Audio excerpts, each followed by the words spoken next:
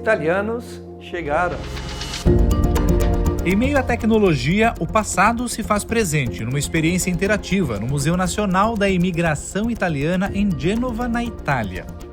Desde 2022, as paredes milenares do antigo palácio medieval, construído no século XII, são como uma fortaleza para proteger a história. Preservados em 3 andares estão mais de 200 históricos individuais dos emigrantes. As exposições imersivas colocam o visitante frente à realidade de quem deixava o país 150 anos atrás, rumo às terras desconhecidas na América. Hey, what's all you doing? Answer me. Do you understand me? O museu ele coloca os visitantes na situação do imigrante daquela época. Aqui a gente, por exemplo, está diante de um dono de uma fazenda, lá no Brasil, em 1905. E aí havia dificuldade, claro, do idioma, porque o italiano, o imigrante italiano, não falava português.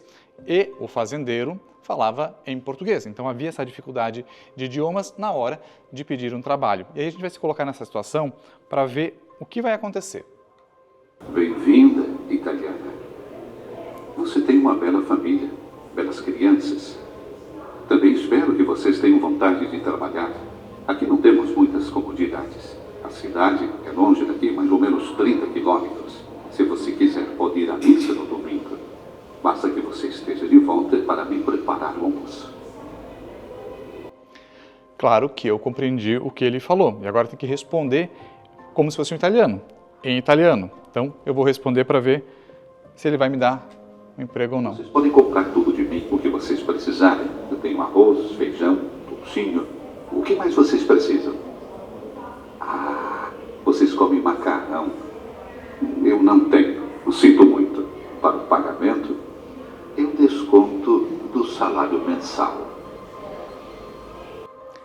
E era isso que acontecia quando o imigrante chegava no Brasil.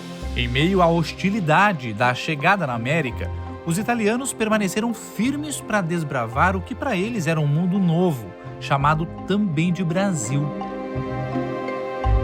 Este documento, guardado no Arquivo Nacional do Rio de Janeiro, é o original do Contrato Caetano Pinto. O registro é uma peça-chave para a chegada dos imigrantes italianos ao Brasil. Em 1874, por meio de um decreto, o governo imperial autorizou o empresário João Caetano Pinto Júnior a trazer ao Brasil, num prazo de 10 anos, 100 mil imigrantes europeus, entre eles moradores do norte da Itália. Eles precisavam ser, na maioria, agricultores, sadios, esforçados e moralizados. Caetano Pinto receberia da corte entre 60 a 120 mil réis por grupo de imigrante, que, em contrapartida, teria terra brasileira para fincar raízes.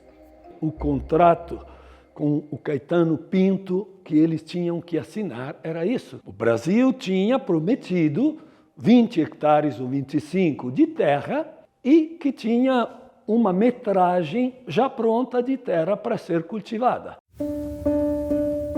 Na prática não foi tão simples assim. Em São Paulo, o imigrante geralmente ficava neste lugar, a antiga hospedaria do Brás. Construída pelo Conde do Parnaíba, o edifício abrigou imigrantes de 75 nacionalidades. Até o fechamento em 1978, 3,5 milhões de estrangeiros passaram por aqui, entre eles 800 mil italianos. No corredor de entrada estão os resquícios das regras de funcionamento do local, escritas em língua italiana. Os imigrantes ficavam em alojamentos, como este, reconstruído na antiga hospedaria, que deu lugar ao Museu da Imigração do Estado de São Paulo. Essa aqui é uma réplica cenográfica do refeitório da época da imigração. Foi projetado para receber ao mesmo tempo 700 pessoas, mas no auge da imigração, 1.000 pessoas se alimentavam ao mesmo tempo. Da hospedaria, os imigrantes italianos eram levados para as fazendas, principalmente de café. Marco de transformação da cidade de São Paulo, do poder dos fazendeiros e do próprio governo, a hospedaria foi um local de controle imigratório. Este livro, original de 1901, tem os nomes e a origem de alguns dos imigrantes italianos. Nesta parede estão esculpidos os nomes de 10 mil imigrantes de diferentes nacionalidades que passaram pela hospedaria. Em Santa Catarina há registros de italianos desde 1836. Mas foi a partir de 1875 que o território catarinense recebeu imigrantes italianos em massa. Parte veio direto de navio e atracou nos portos do litoral de Santa Catarina. Então, o normal o que era?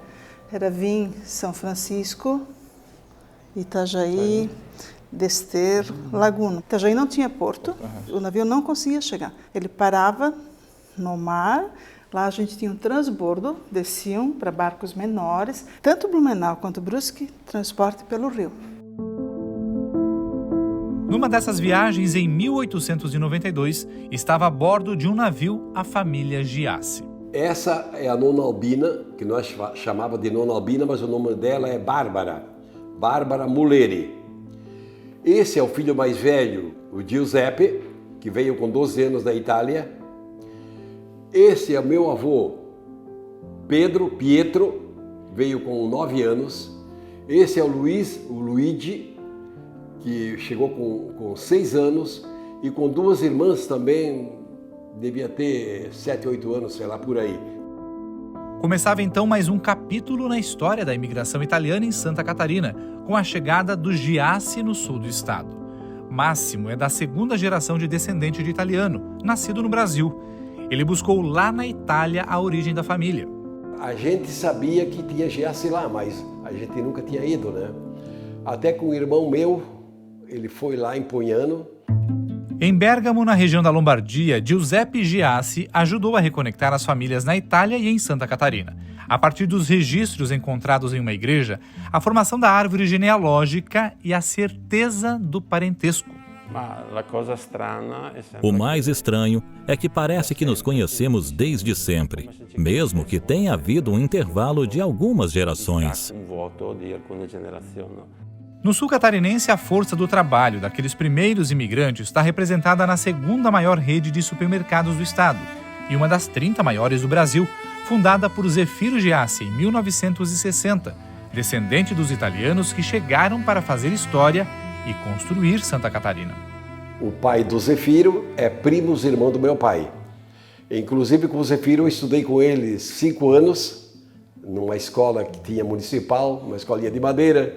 Ele morava numa meia-água que tinha ele com a família. Aí, depois de 4 anos, ele foi na Içara, abriu uma merceariazinha pequena. E aí foi crescendo e chegou onde chegou, né? De pequenos negócios a grandes empresas do comércio, de serviços, de indústrias. Um legado da colonização italiana com outros caminhos que vamos desbravar nas próximas reportagens.